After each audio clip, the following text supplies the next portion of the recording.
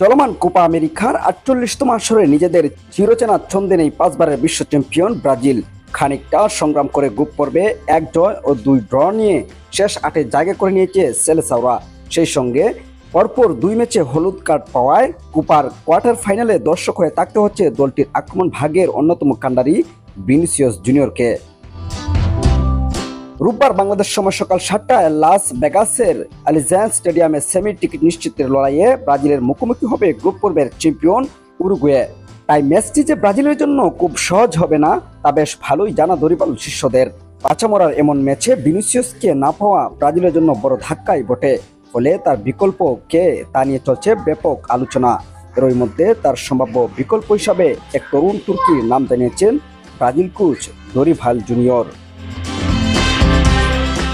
ম্যাচটিতে অনুমতিভাবে left winger Vinicius না থাকায় তার বিকল্প ভাবতেই হতো। সেই জায়গায় কোচ দরিভাল তরুণ এনরিক ফেলিপেকে খেলানোর ইঙ্গিত দিয়েছেন, যিনি পালমেইরাসে আলো ছড়িয়ে কোপার পর রিয়াল মাদ্রিদে যোগ দেওয়ার অপেক্ষায় আছেন। এর আগে ৯ বছরের কোপা শিরোপাজয়ীদের জার্সি গায়ে বেশ কয়েকটা ম্যাচ খেললেও শুরু একাদশে জায়গা হয়নি এনরিকের। এবার রাফিনহা ও রদ্রিগোর সঙ্গে প্রথম একাদশেই দেখা যেতে পারে এই তরুণের।